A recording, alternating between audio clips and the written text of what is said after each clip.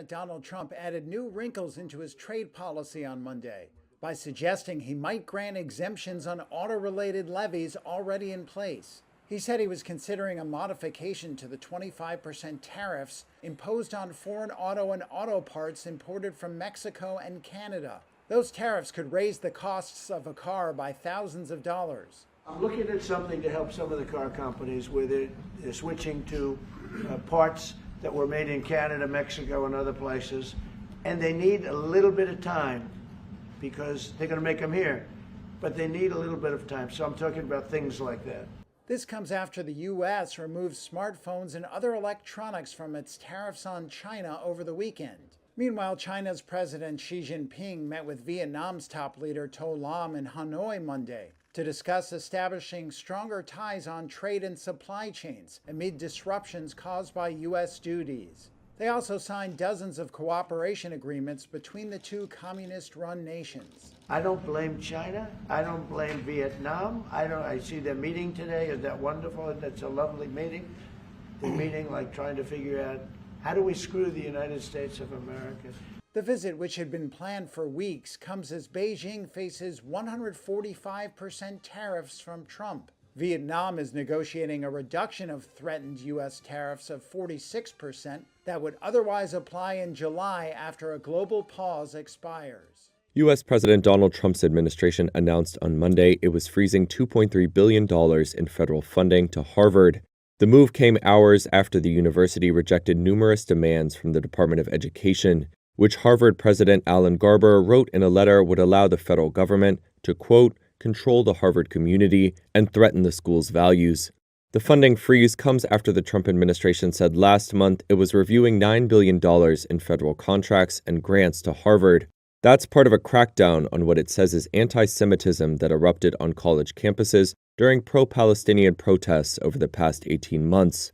The administration has already frozen hundreds of millions of dollars in federal funding for numerous universities. It's pressing institutions to make policy changes, citing what it says is a failure to fight anti-Semitism on campus. Turn around. Deportation proceedings have begun against some detained foreign students who took part in pro-Palestinian demonstrations, while visas for hundreds of other students have been canceled. In a letter on Friday, the Education Department stated that Harvard had, quote, failed to live up to both the intellectual and civil rights conditions that justify federal investment. Harvard agreed in January to provide additional protections for Jewish students.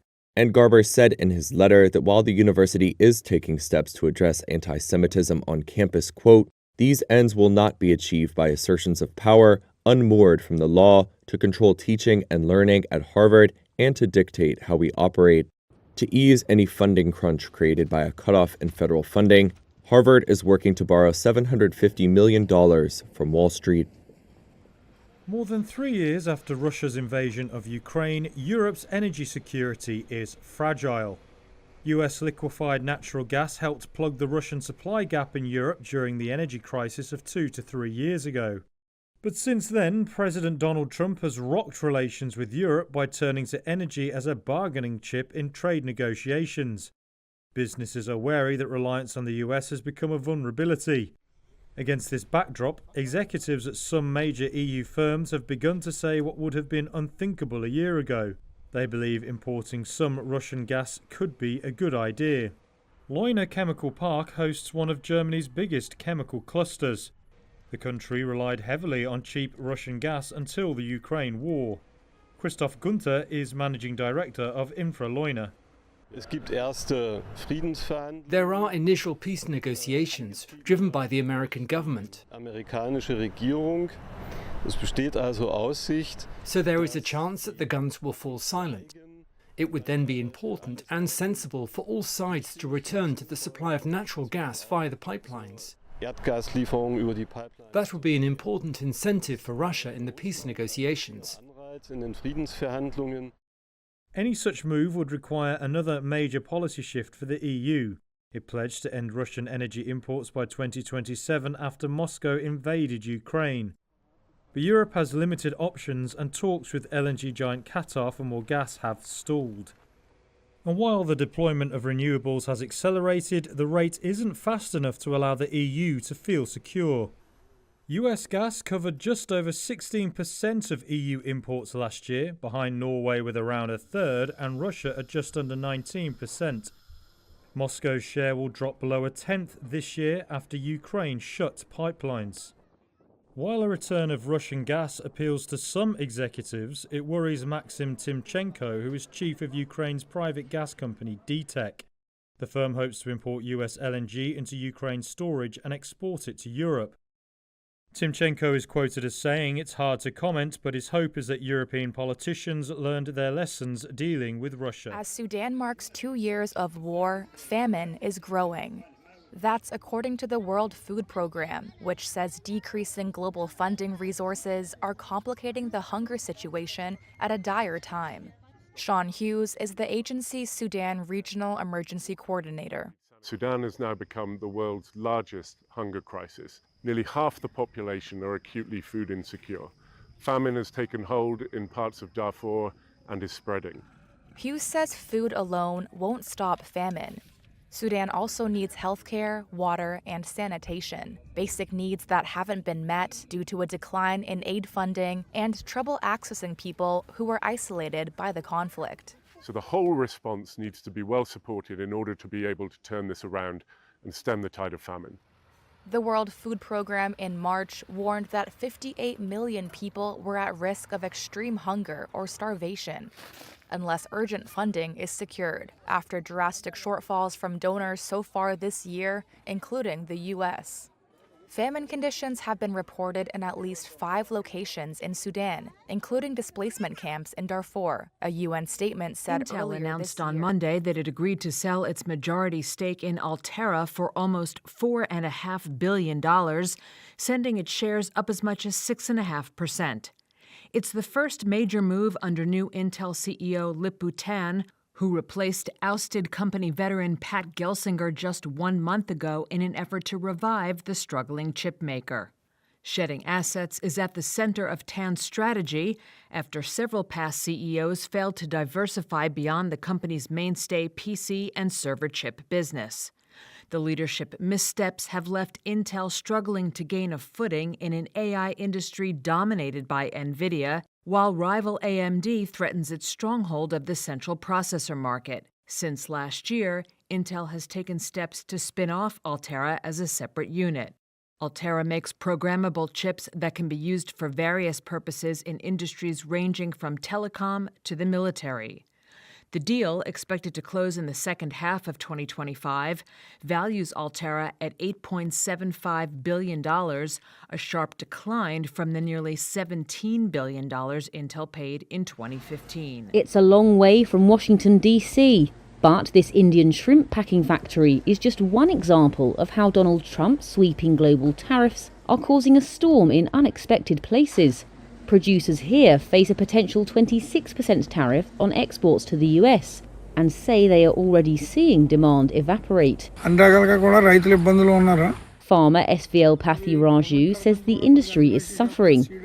He hopes India's government will step in with help for things like the price of feed for the shrimps. It's no small matter for the country, which had seen seafood exports boom. They hit a record $7.3 billion last year, with shrimps the #1 product. The US and China were the main markets. Most of the output came from here in Andhra Pradesh state, where some 300,000 farmers contributed to the bulk of supplies. Now exporters say thousands of containers of frozen shrimp are at risk as the new tariffs roil trade. But India's pain could be someone else's gain.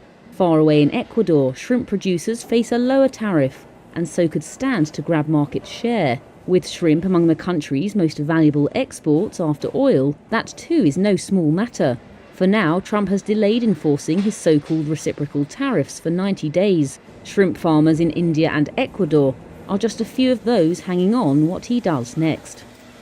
Shares in LVMH sank on Tuesday after it posted first quarter revenue that missed expectations. That's as US shoppers cut back on buying beauty products and cognac, while sales in China remained weak. Shares in the world's largest luxury group dropped 5.2% in early trading.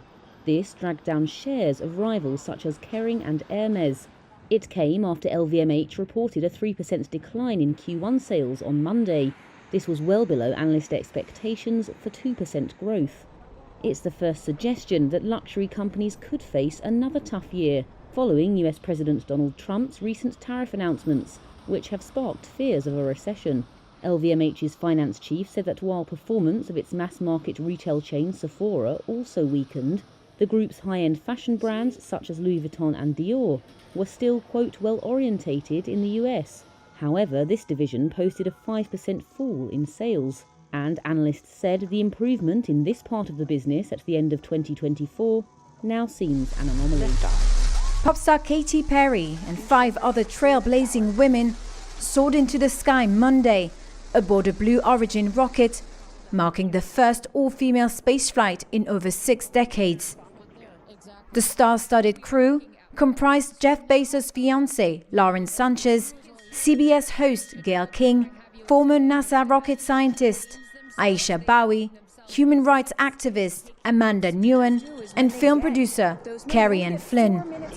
Lifting off from the West Texas desert, the 6 women traveled to the edge of space, where they experienced a brief period of weightlessness. That's our pink moon. I love you, Jeff.